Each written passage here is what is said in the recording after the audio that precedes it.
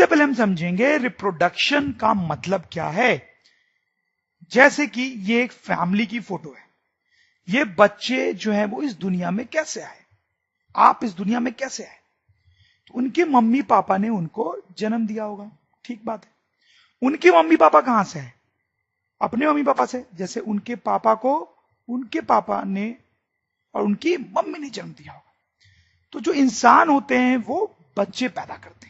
And फिर इंसान ही नहीं, बाकी जानवर भी बच्चे पैदा करते हैं। आप देखें, हाथी का जानवर है, डॉग्स के जानवर हैं। तो ये जो प्रोसेस होता है बच्चे पैदा करने का, that is called reproduction. Scientifically हम रिप्रोडक्शन को ऐसे डिफाइन कर सकते हैं, reproduction is the process by which a living organism produces more living organisms of its own kind। तो रिप्रोडक्शन वो प्रोसेस है जिससे कोई लिविंग ऑर्गेनिज्म और लिविंग ऑर्गेनिज्म बनाता है, ठीक है। जैसे इस हाथी ने एक दूसरा हाथी बनाया ऑफ इट्स ओन काइंड, और अपने ही तरीके का। ऑब्वियसली हाथी एक दूसरा छोटा हाथी बनाता है, डॉग एक दूसरा छोटा डॉग बनाता है। तो that's why of its own kind. बहुत सारे लाइफ के प्रोसेस के बारे में अभी तक आपने पढ़ा है, न्यूट्रिशन हो गया, रेस्पिरेशन हो गया, एक्सक्रीशन हो गया। वैसे रिप्रोडक्शन भी लाइफ का एक इंपॉर्टेंट प्रोसेस होता है। हालांकि इन प्रोसेसेस में और रिप्रोडक्शन में एक बेसिक स्लाइड सा डिफरेंस है। क्या डिफरेंस है? नेसेसरी टू लिव, ये जो प्रोसेसेस होते हैं वो किसी भी ऑर्गेनिज्म के लिए, जिंदा रहने के लिए जरूरी होते हैं। न्यूट्रिशन, अगर वो खाना नहीं खाएगा तो मर जाएगा। रेस्पिरेशन, सांस नहीं लेगा तो मर जाएगा। एक्सक्रीशन, अगर वो एक्सक्रीट नहीं करेगा तो भी मर जाएगा। लेकिन रिप्रोडक्शन के साथ ऐसी बात नहीं है। अगर कोई ऑर्गेनिज्म रिप्रोड्यूस ना करे तो भी वो नॉर्मल तरीके से जिंदा रह सकता है। बहुत सारे लोग होते हैं जो ऑफ स्प्रिंग्स पैदा नहीं करते, तब भी वो नॉर्मल जीवन जीते हैं। इस तरह से रिप्रोडक्शन जिंदा रहने के लिए जरूरी नहीं है, जैसे कि ये प्रोसेस जरूरी है। तो अब सवाल पैदा उठता है, व्हाई रिप्रोडक्शन इज इंपॉर्टेंट? अगर जिंदा रहने के लिए जरूरी नहीं है तो फिर रिप्रोडक्शन क्यों किया जाता है, वो क्यों इंपॉर्टेंट है? तो आंसर बहुत सिंपल सा है, to continue life on earth. अगर रिप्रोडक्शन बंद कर दिया जाए तो अर्थ पे जीवन ही खत्म हो जाएगा। अगर आप सोचो, आज दुनिया में जितने भी लोग हैं वो अगर ऑफ स्प्रिंग्स पैदा करना बंद कर दें तो जब वो मर जाएंगे तो अर्थ पे ह्यूमन बींग्स नहीं बचेंगे।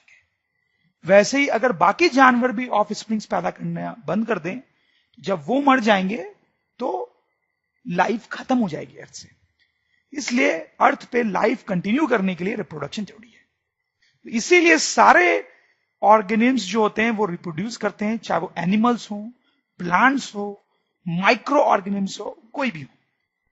डिफरेंट डिफरेंट ऑर्गेनिम्स में रिप्रोडक्शन जो है वो दो डिफरेंट तरीकों से हो सकता है, एसेक्सुअल और दूसरा सेक्सुअल। ये दोनों क्या होते हैं अभी हम ब्रीफली देखेंगे, बाद में और डिटेल में भी स्टडी करेंगे। सबसे पहले सेक्सुअल की थोड़ी बात करते हैं। आप कहां से आए?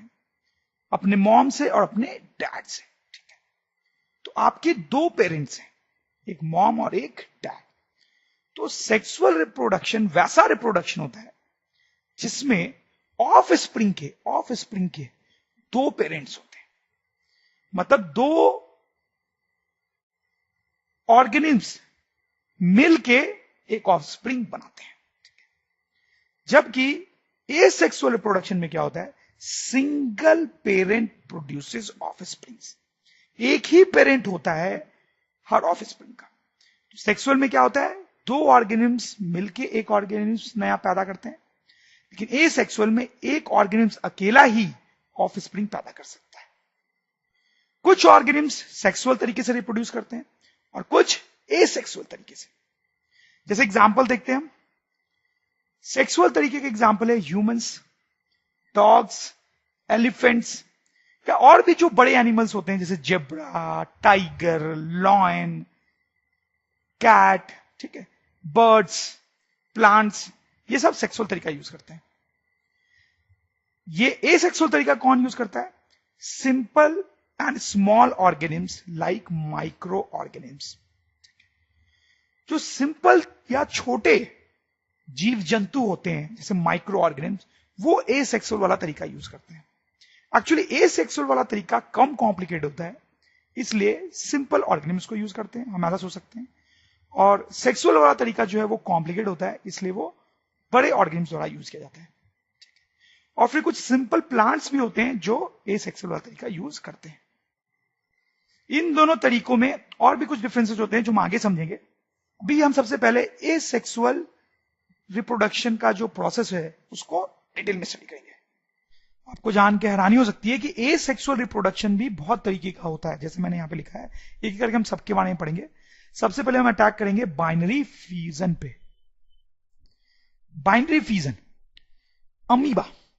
अमीबा नाम का एक माइक्रो ऑर्गेनिज्म होता है जिसमें एक ही सेल होता है, यूनिसेलुलर भी बोलते हैं इसको, सिंगल सेल्ड ऑर्गेनिज्म। पढ़ा होगा इसके बारे में आपने। बहुत ही छोटा होता है, एक ही सेल होता ही है इसमें, तो बहुत छोटा होना ही है। ये जो अमीबा होता है ये इस प्रोसेस को यूज करता है, ठीक है। अब देखिए ये अमीबा का न्यूक्लियस है और ये उसका साइटोप्लाज्म। ये जो लिक्विड भरा होता है अंदर उसको साइटोप्लाज्म बोलते हैं, आपने लोअर क्लास में पढ़ा है। तो ये प्रोसेस बड़ा ही सिंपल होता है, बाइनरी फ्यूजन। इसमें क्या होता है, ये जो अमीबा है ये दो पार्ट में डिवाइड हो जाता है, दो पार्ट में डिवाइड हो जाता है। कैसे डिवाइड हो जाता है देखते हैं जरा। अमीबा है यहां पे फुल्ली ग्रोन, खा पी के मस्त बड़ा हो चुका है ये अमीबा, एक ही सेल होता है इसमें। अब देखो ये डिवाइड हो रहा है, डिवाइड हो रहा है। देखिए अब इसका न्यूक्लियस थोड़ा सा डिवाइड हो गया है, यहां पे न्यूक्लियस पूरा डिवाइड हो गया, पूरा डिवाइड हो गया, ठीक है। अब देखो अब ये जो इनका साइटोप्लाज्म है अंदर का वो डिवाइड हो रहा है, डिवाइड हो रहा है और डिवाइड हुआ, यहां पे बिल्कुल डिवाइड हो सा ही गया है और फाइनली पूरी तरह से अलग हो गया। तो आप देखें एक अमीबा था हमारे पास, वो टूट के फाइनली दो अमीबा बना देता है। इसको, इन दोनों को बोलते हैं डॉटर अमीबाई। अमीबाई जो होता है अमीबा का पोलर है। This process is called binary fusion. इस प्रोसेस में आप देख सकते हैं कि एक अमीबा टूट के दो न्यू ऑर्गेनिज्म बनाता है। इसको लिख भी सकते हैं हम, when amoeba is fully grown it divides, ठीक बात है। फर्स्टली न्यूक्लियस देन साइटोप्लाज्म, पहले न्यूक्लियस डिवाइड होता है और फिर साइटोप्लाज्म। अब देखिए बाइनरी फ्यूजन का मतलब क्या है, इंग्लिश मीनिंग क्या है। बाइनरी का मतलब होता है टू और फ्यूजन का मतलब होता है डिवाइड, ठीक है।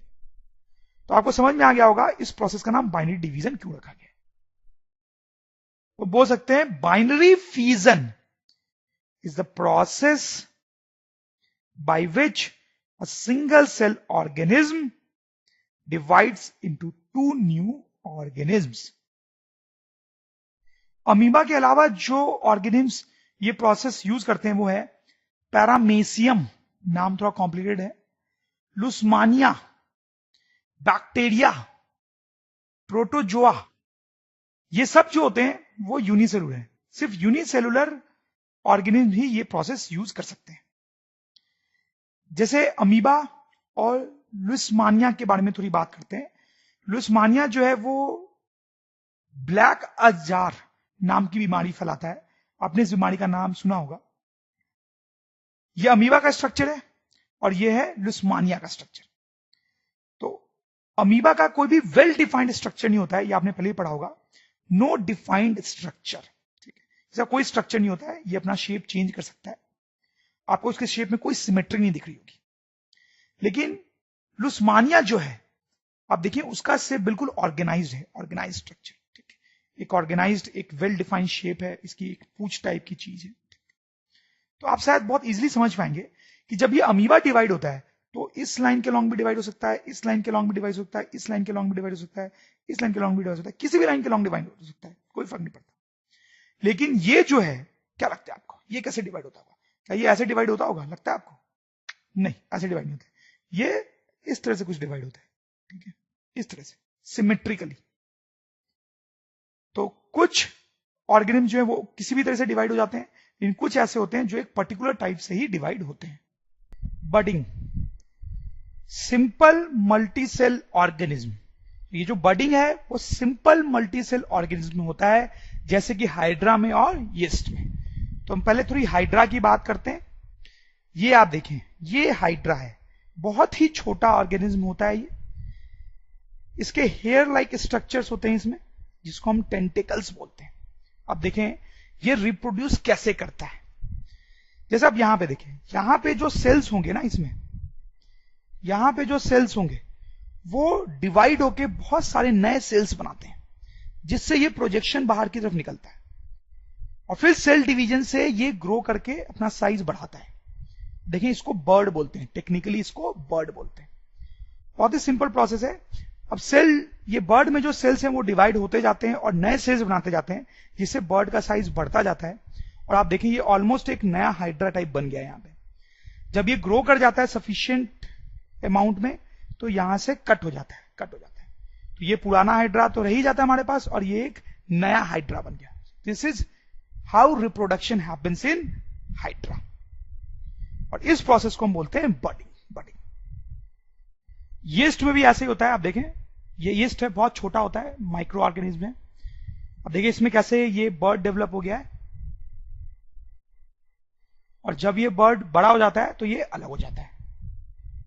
तो स्टूडेंट्स, अगर ड्रोन स्टडी के ये वीडियोस आपको अच्छे लग रहे हैं तो आप प्लीज इनको लाइक करें, सब्सक्राइब करें, कमेंट्स लिखें स्टूडेंट्स, अपने थॉट्स बताएं, हमारे साथ शेयर करें कि आप और क्या चाहते हैं। और इतना ही नहीं स्टूडेंट्स, सबसे इंपॉर्टेंट नीचे शेयर बटन पे क्लिक करें और अपने दोस्तों के साथ इन वीडियोस को व्हाट्सएप और फेसबुक पे शेयर करें स्टूडेंट्स, ताकि वो भी इन वीडियोस का फायदा उठा सकें स्टूडेंट्स, राइट।